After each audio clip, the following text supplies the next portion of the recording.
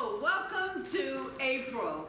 April is, we are beginning the celebration of another sacred and special holiday, which is Easter.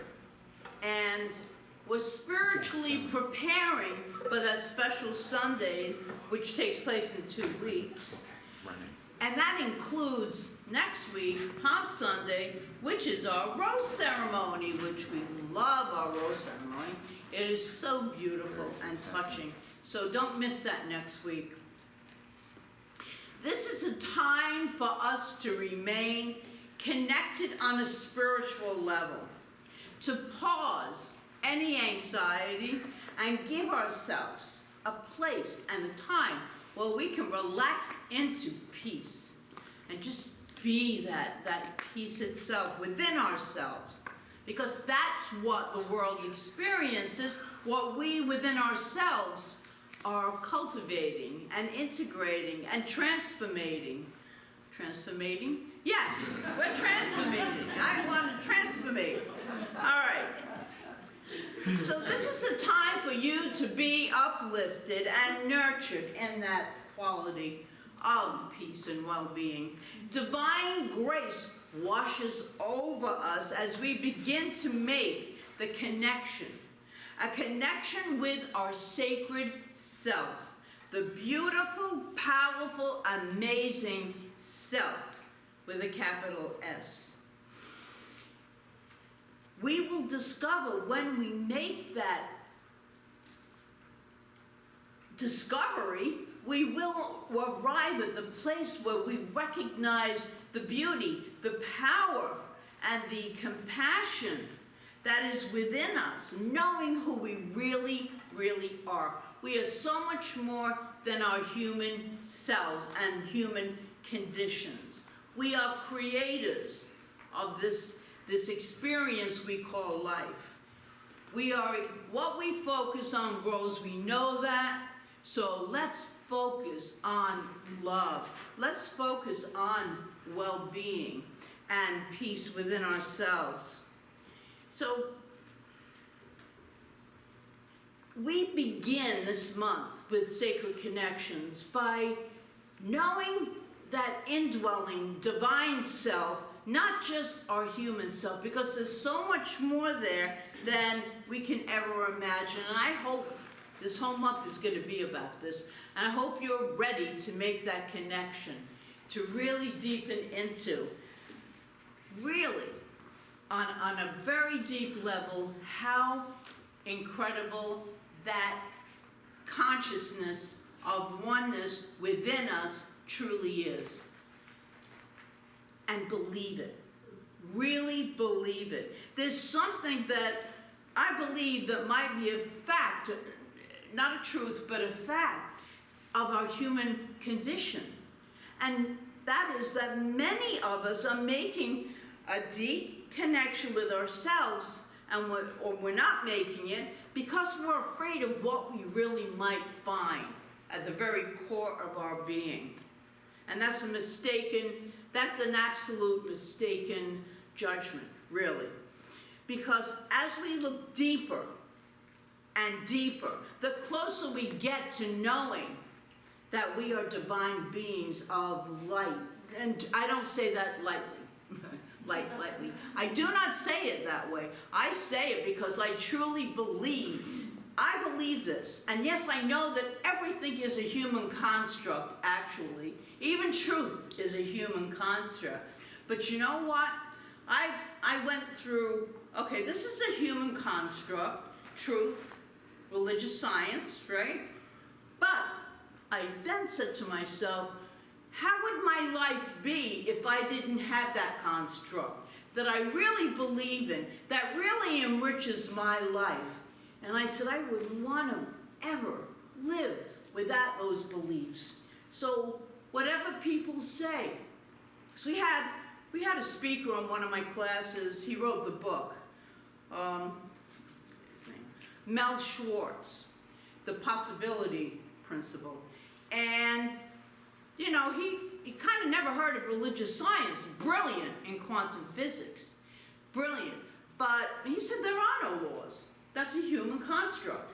It's made up. It's a human construct. And I get where he was coming from. And my teacher, who was a former actor, said, I think I'll go back to acting, because how can I teach after this? I mean, everything we do is based on the divine law, the law of attraction, the law of cause and effect. And I thought, well, I'm not going to be acting, so yes. Miss Dana was on that, we got to talk, was on that class with me. And it was really great because it got me to go deeper into what I really believe and why I believe it. And I believe it because it enriches my life and I see what takes place from that consciousness of belief. I see what is emanating from me out into the world, and I'm going to choose that. So that's just an aside. So in the early 2000s, this is a long poem, but I think it's really worthwhile to listen to today because we're here to remind ourselves that we are so much more than our human conditions. So it's Oriar, let me find it, Mountain Dreamer, and she wrote this amazing poem called The Invitation. And I want to share it with you this morning. So you can just take it in. It doesn't interest me what you do for a living. I want to know what you ache for. And if you dare to dream of meeting your heart's longing. It doesn't matter to me or interest me how old you are.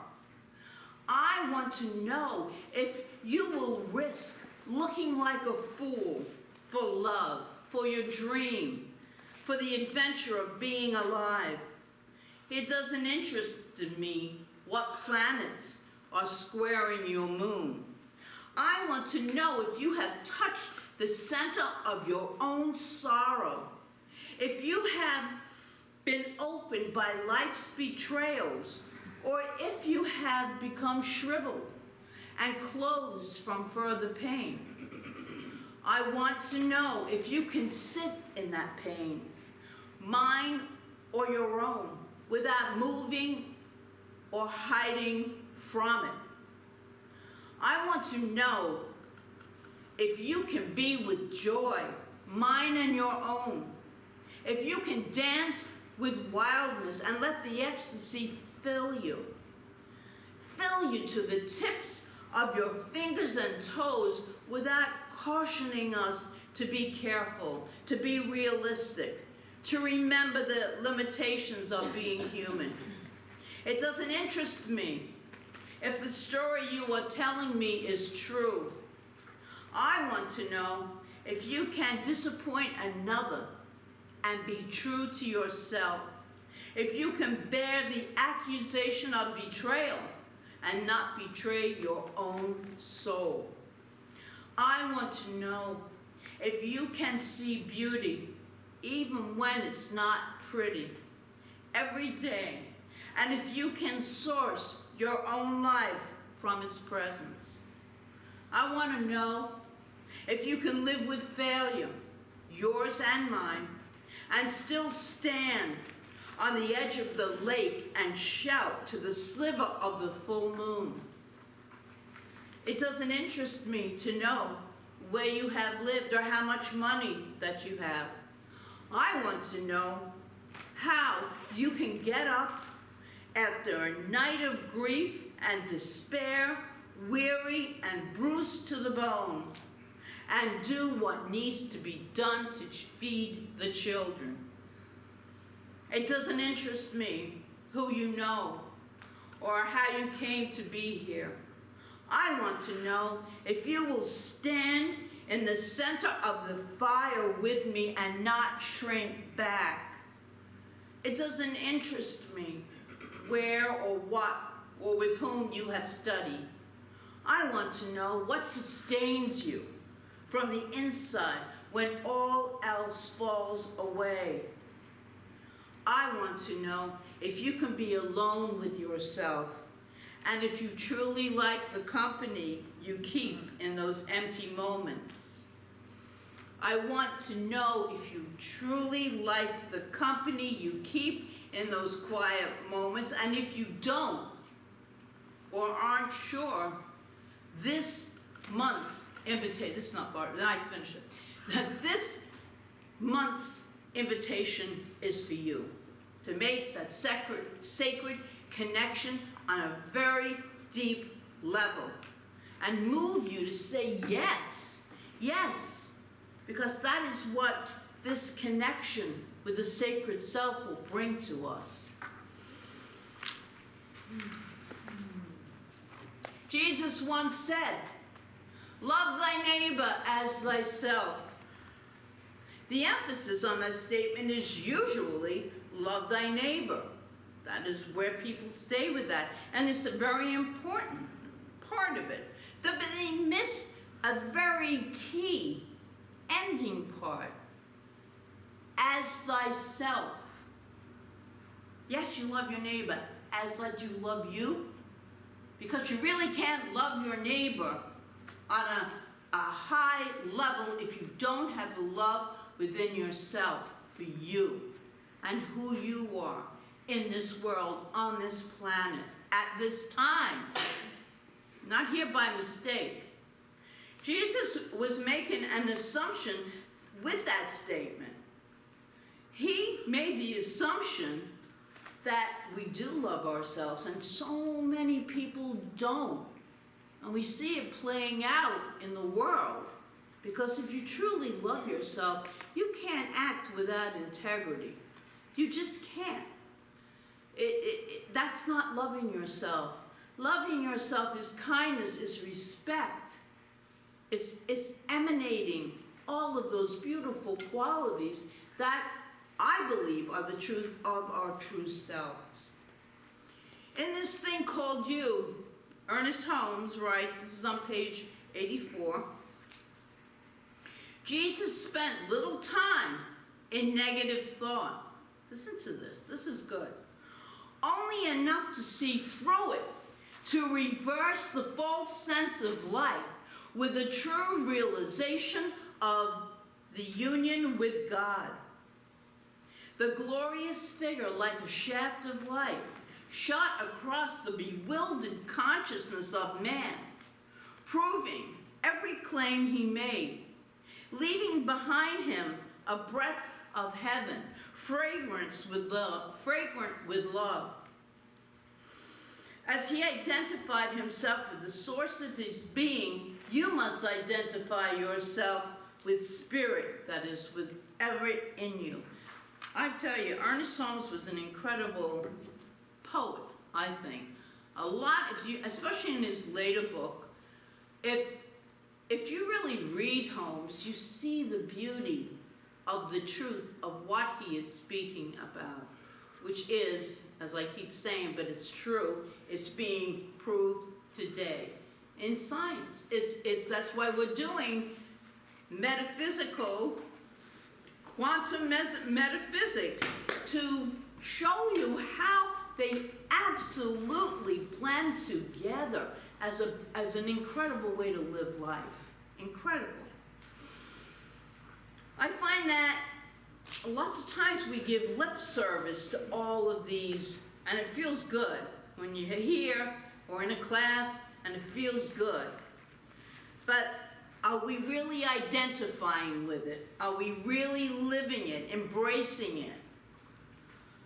But lots of times, no. We identify with our mistakes. Tell me if I'm wrong. With our flaws, with our fears, with our beliefs that we are inherently bad or not worthy enough. And every little thing that we do goes wrong. It's just proof that this is true. We prove it. It's a self-revealing prophecy, if you will. We prove it to ourselves because our thoughts, we know, go into that law, which I believe in, that spiritual law, and come back as effects, as experiences in our lives. So we really do avoid looking within because we are afraid of what we might find.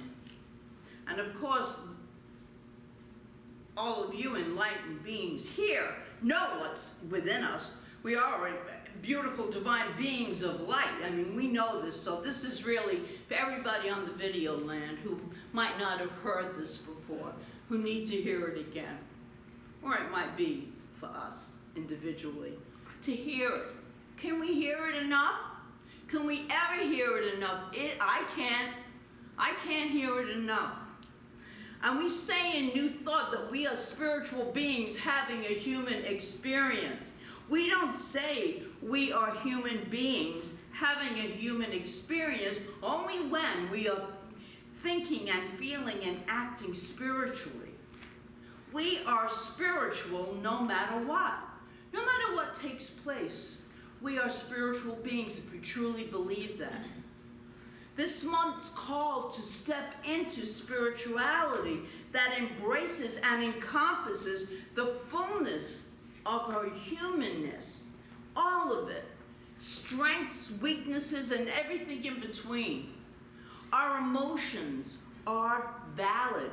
Since we are experiencing them, they must be valid. So we honor our emotions, right? Like humans, we need to honor them, not push them away because it's not spiritual to have that kind of thought, but embrace it. Yeah, I'm human, and I'm having that thought, but that thought will pass. And the deep spiritual knowing of who I am will remain forever. Forever. So hear this. You are the perfection of God, living out that perfection now and again in imperfect ways. That's who we are, because we're having this whole experience of being human, and that's what it encompasses. But it's not the truth of who we are. To be real, now Holmes writes this is in Science of Mind, to be real and free, individuality must be created in the image of perfection and let alone to make the great discovery for itself. It's for us to really reach in and to understand that truth of who we are. What a gift. Sometimes in the discovery, we feel like we blew it. And I want you to know, I want to know about you is that you can really, really blow it at times. It feels that way. And still love yourself. You can still love, no matter what, and still love yourself. Still laugh at yourself. How many times I lay in bed and I go through the day and give thanks, and it's like I have to laugh out loud at some of the things I say and do, and I'm like, did you seriously say that? Did you actually do that? And so it makes me laugh. You can't take yourself too seriously. You really can't. This is a game of life, and we're all in it. So we might as well enjoy what we can. That's what I feel. Now, Michael Jordan, one of the best basketball players that ever came on the scene, once said, I've missed over 9,000 shots in my career. I've lost almost 300 games. 26 times I've been trusted to take that game-winning shot, and I missed. I've failed over and over and over again in my life, and that's why I succeed. We take the time not to beat ourselves up, but to learn more how to do something a different way, how to be a different way.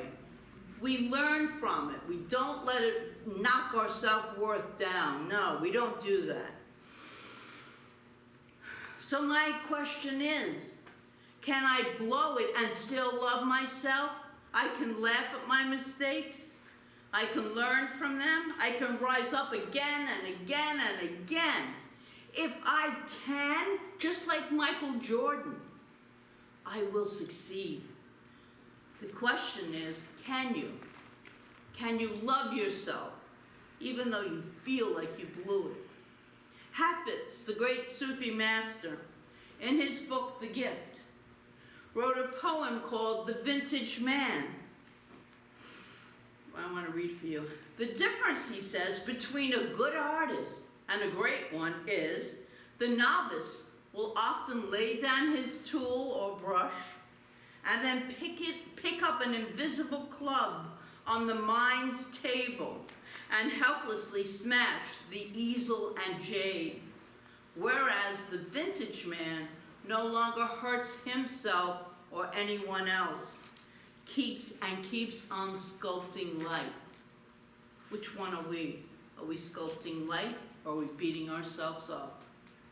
In this thing called life again, Holmes writes, but it is only as you let go of the lesser that you can take hold of the greater. Only as you drop confusion that you can entertain peace. Only as you transcend doubt and fear that you can be lifted up to the hilltops of an inner life. A lot of people don't go deep within themselves. They live life based on the conditions they're living in from the outside. Science of mind is telling us to live it from the inside, not the outside. Because the outside will always change. It's a variable. The inner is not. So here is, if you would like, an assignment for the week. It's a good one. Find someone you trust and love, who you really feel comfortable with and loves you, and share with him or her a deep, dark, and people think they have these deep, dark secrets about yourself. Say something and do something that's been hiding within. Something even you may be ashamed of.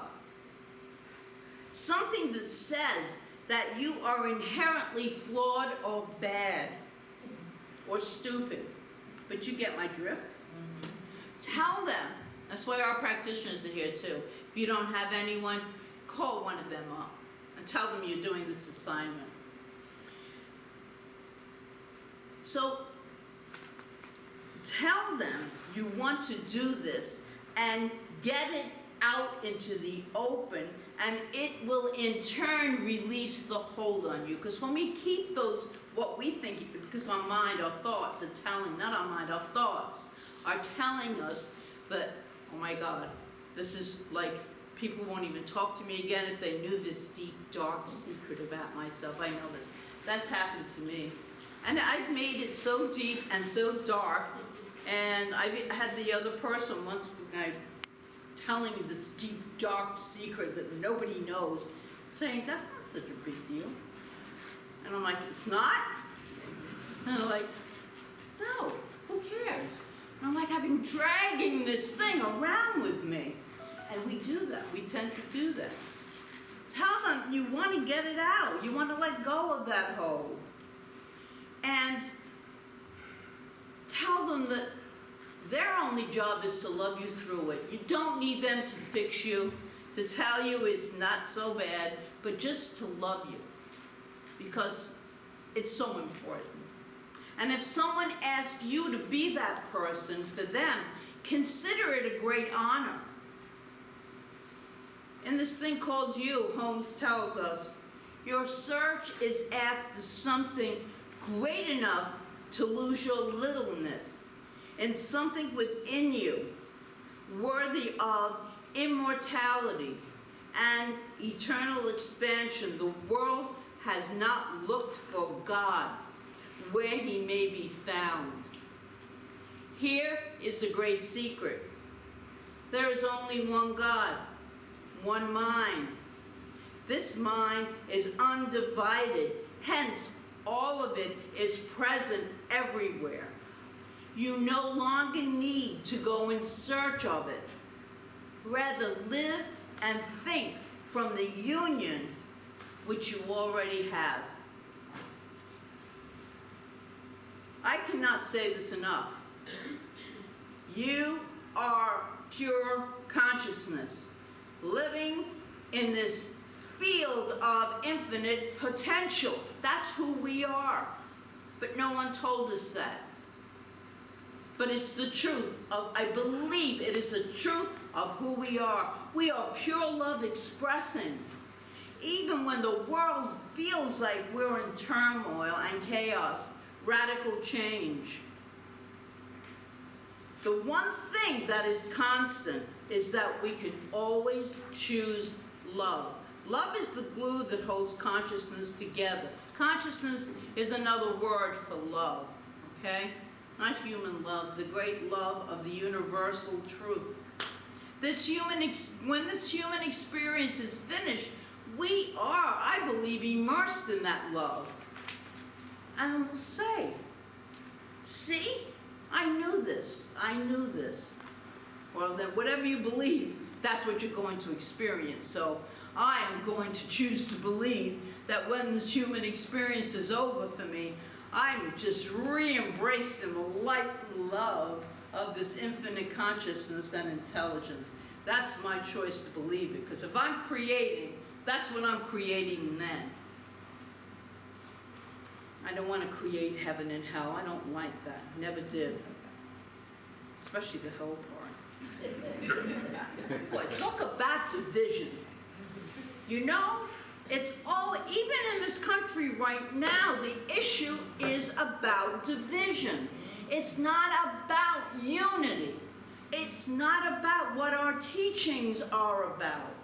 And that's what we have to constantly go back to. Turn off that news. It's just indoctrinating us more with this wave of fear and fear and fear, because when we're in fear, we do not act like spiritual beings. It upsets us. That's not what we want. So I invite you to silently say to yourself that there is that within me which knows if I am not only one with this power is actually flowing through me now as me. I am not only unified in the divine presence around me, this presence is my presence. It is the presence of my real and truth self. I am forever one with life. I am life. We are God. So how can we not be one with it? It's a belief that we're not. So this morning, it's the beginning of our Sacred Connection Month. Let us make a deep connection with ourselves and know that when we do, we have connected with the sacred, with the divine, with who we really are. And so it is. So it is.